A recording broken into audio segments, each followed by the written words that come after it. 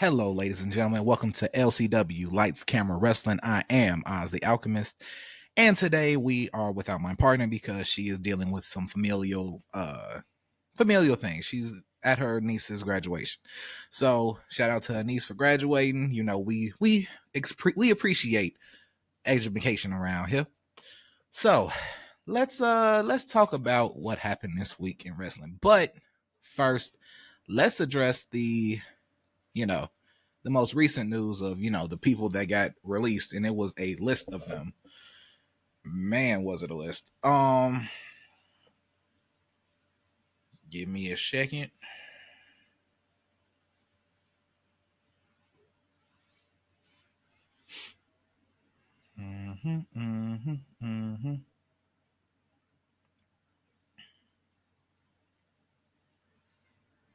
Okay, so here's the list.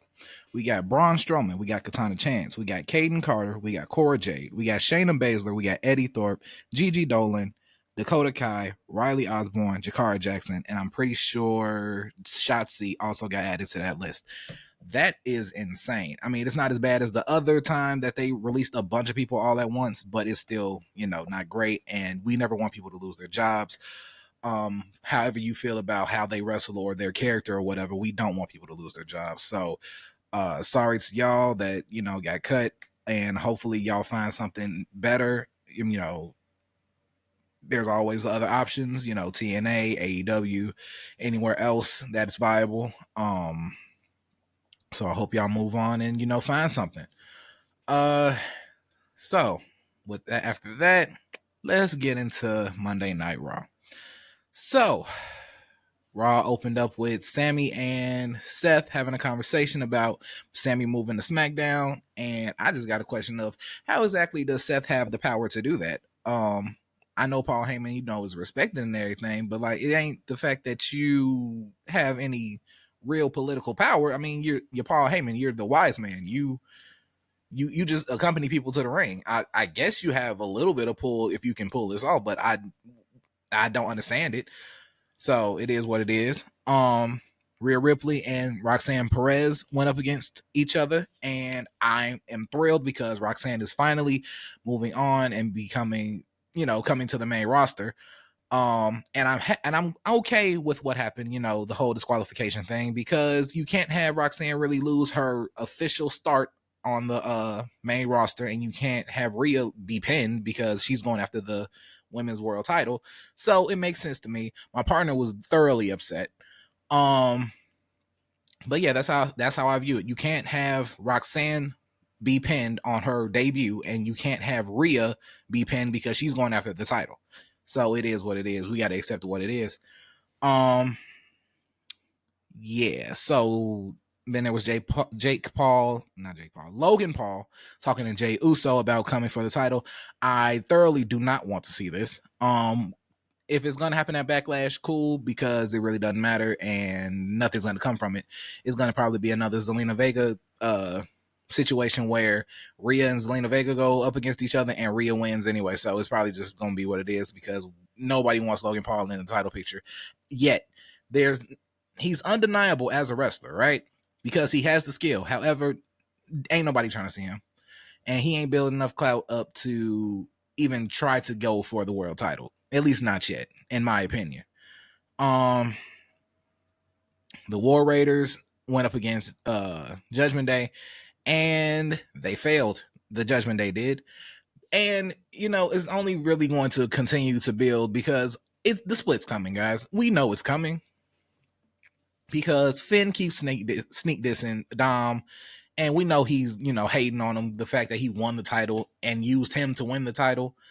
So yeah, it just needs to go ahead and be what it is. Dom, Carlito, Raquel, and Liv need to go over there and become the faction that they can be. And JD and Finn go on a run together, or, Finn goes for world title shots and JD is just there with him until, we can build him up to do something. That sounds good to me. And then this was a very odd segment for me because Becky Lynch came out and basically was just airing her grievances about Lyra, and I don't understand how you really have grievances. You've been gone for a year, so what exactly are you upset about? it was just a weird segment for me. I didn't understand it. I didn't really care for it. I kind of blocked it out. The only thing that made me feel anything was that the fact that Lyra's talking now, and hopefully we can build up her character and we can see her personality shine through, because beforehand it was just about her wrestling and she really didn't have a personality to me. So hopefully this changes things. After that, we had Stephanie Vaquer showed up again to wrestle Ivy Nile, and Stephanie Vaquer got it, bro. She is phenomenal. She's great.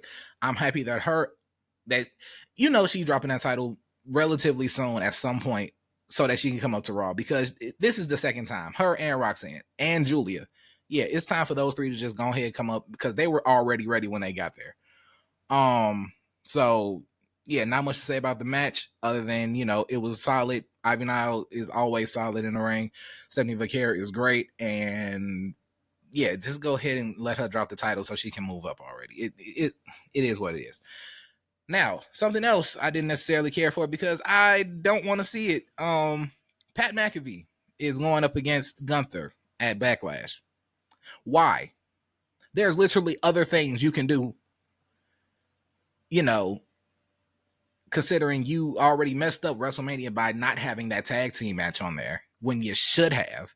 You got Karrion Kross, who I'm not sure if it's a work shoot or if it's a work entirely, but clearly he has some grievances and he should be at least on the card for Backlash, considering he has beef with Logan Paul and AJ Styles. So hopefully that comes to something. But you're gonna put Pat McAfee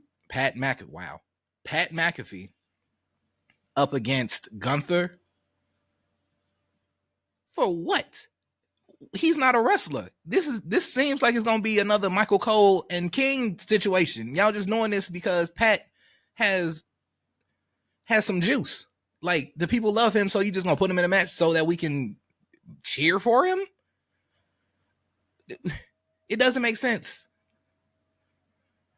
And then after that, we had Sammy versus Braun Breaker, and I loved Sammy and Seth's whole dialogue about back and forth about, I'm going to do things that are heinous, and you are my friend. I want you to go to SmackDown so that you don't have to be a part of that.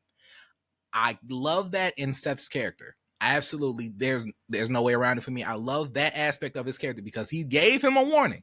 I'm about to mess up the entirety of Raw because I am the power now. So with that being the case, I want you to go over there so that you don't have to deal with this. And then Sammy saying, I ain't scared of you. You're threatening me. This is what this is. You ain't looking out for me. You're threatening me. I'm going to stay right here. Stayed right there. He did and got his ass whooped. So yeah, I'm not sure where this is necessarily going to go.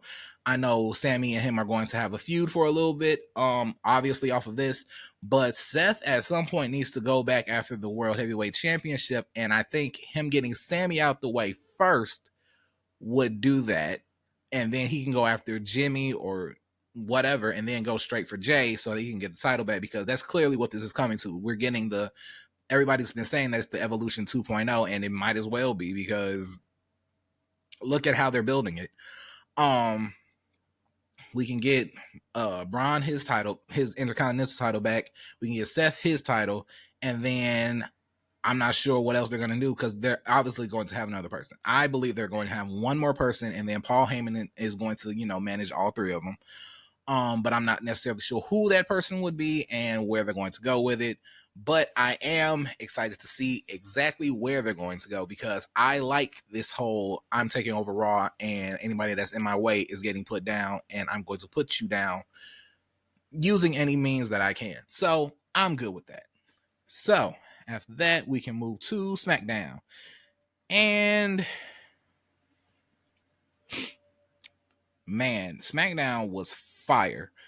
Opens up with LA Knight and Damian Priest. Y'all already know that I don't like Damian Priest. Damian Priest is not my favorite wrestler, and it's nothing to do with him as a person. It's just everything to do with his character.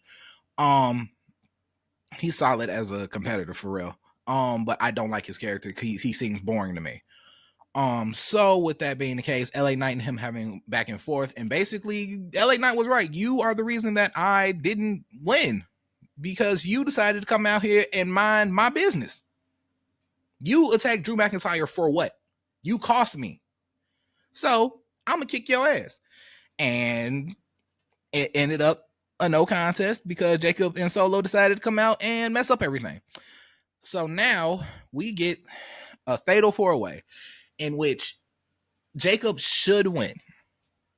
However, I could see Solo screwing over Jacob. Would that be bad for business?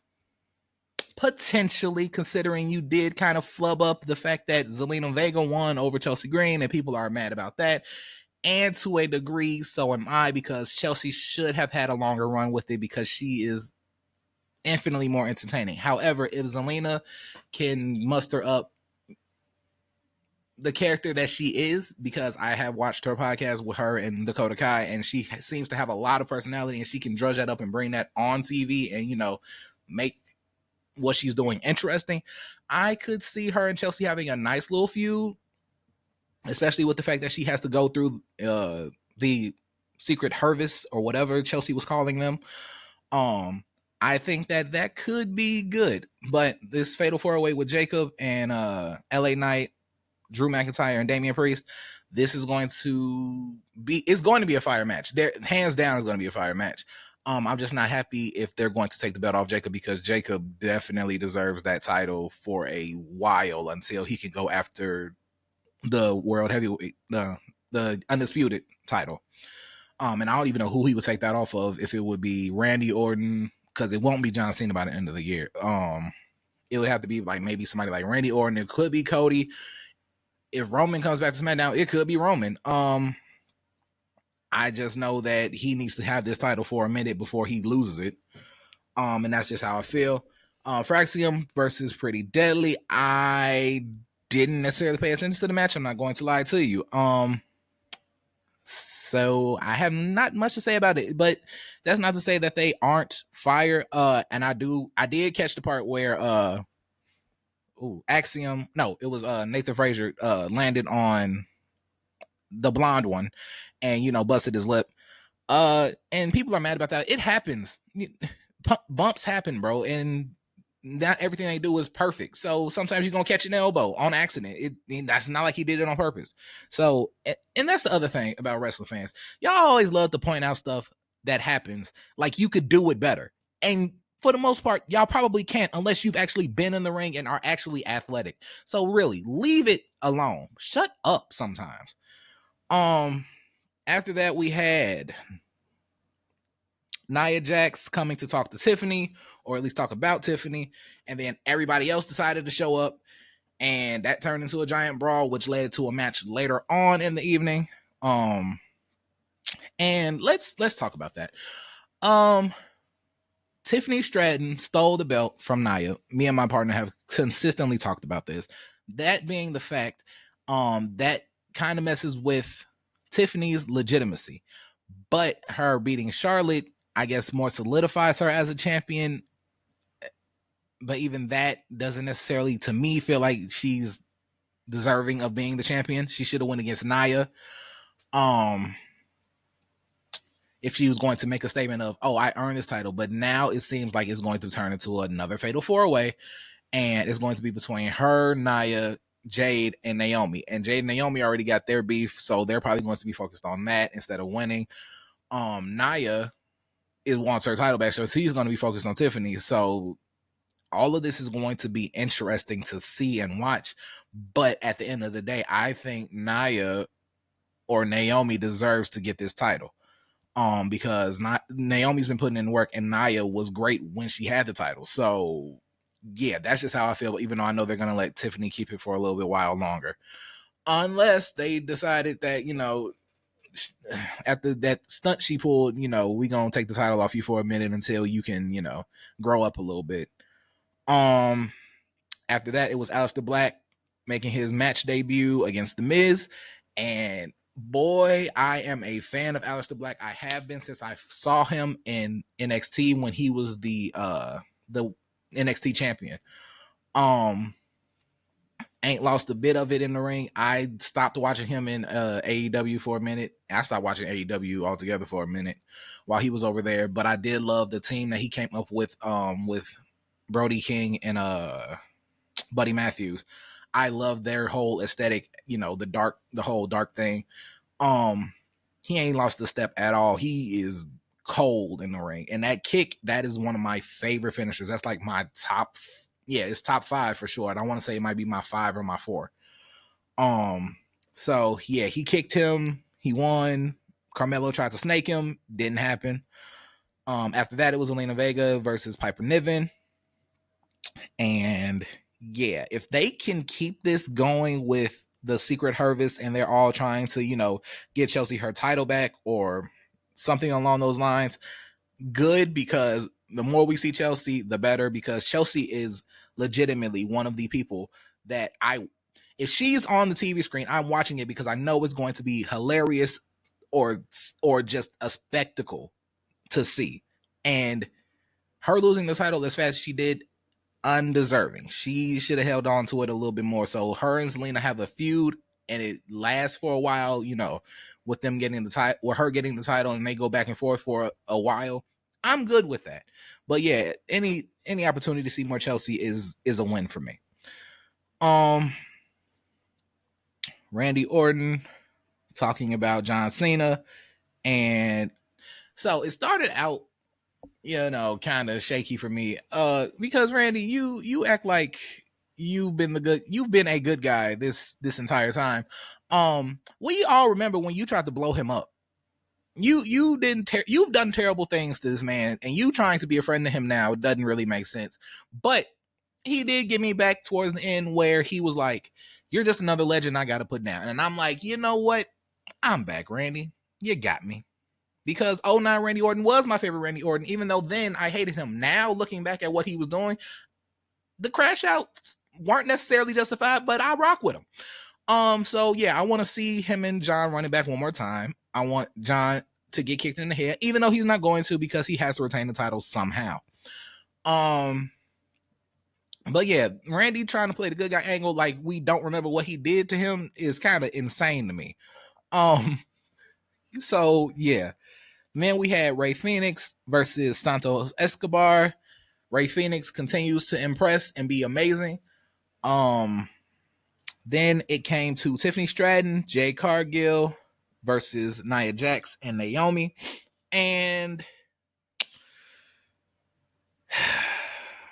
yeah, Tiffany and Jade won. Not happy about that. Again, like I've already reiterated, I'm not the biggest fan of the whole Tiffany Stratton winning the title thing, and then her and Jade being the ones to win the title. Not the title, the match. I don't know. Because I feel like while Naomi's in the wrong for what she did to Jay, right? Nia's not in the wrong for wanting to squash Tiffany, because you snaked me, and I didn't get to running back at WrestleMania. You snaked me, and then went to go get Trish Stratus, and then fought me and Candice LeRae, and that's how you conclude the feud until now. Like, no, that ain't cool whatsoever. So Nia being powerbombed by Jade, of course, anything Jade does, I'm a fan of. Jade can do no wrong right now. But I don't like the fact that they won. So yeah, I feel like Nia needs to get her get back, and she just needs to win. So yeah, it's weeks leading up to Black Backlash, and we're gonna see what they managed to cook up. But I do think they are missing out on things, because you got rid of people who had legitimate storylines that could have been used. Because I think instead of this Becky Lyra thing, you could have had Dakota and Lyra continue to feud and beef, because that would give Dakota something to do, one, and then she could go after the Intercontinental title, which she should have won to begin with, instead of just bringing back Becky and making her a heel, which makes no sense, because you've been out for a year. What do you have to be mad about? They're shoehorning in something for her to be mad about. That's never good for a story. And then Karrion Kross, we all saw that viral promo that he cut.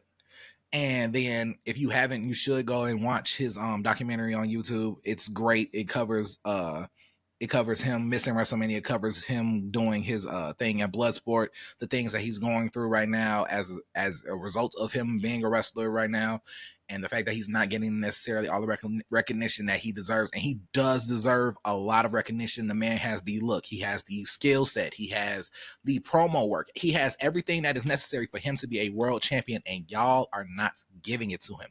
Let him run, bro. Why are y'all holding him back? It makes absolutely no sense. And I'm gonna be honest, y'all gave it to Jey Uso, who really can't cut a promo. I'm going to be real with you. Jey can't necessarily cut a promo. Jey has the fans behind him. He can't cut a promo that well. His wrestling is, we all saw last year at WrestleMania. This year he did come with more, but last year we saw him and Jimmy are really stunted in what they can do. We being honest. But you got Karrion Kross, who literally can do all of these things, and you won't give him the chance to run. You're giving Logan Paul the opportunity to go up against Jey Uso. That makes no sense to me. And then another thing, why did Karrion Kross do all of this stuff where he was manipulating people, turning them evil, but then there's nothing coming from that? Why is he not building like a super faction with those people that he made evil? That's where I thought it was going. Give this man the ball to run with. Y'all gave it to Jacob, and Jacob is phenomenal. He's killing it. Do the same thing with Karrion on Raw. I don't understand it, but it is what it is. Look, guys, I know it was short this week. We went through both shows. We talked about everything that happened as far as everybody getting, laid off.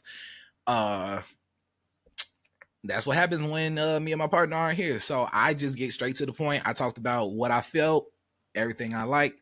So with that being the case, this is the end. Follow us on everything. Follow us on Instagram. Follow us on TikTok.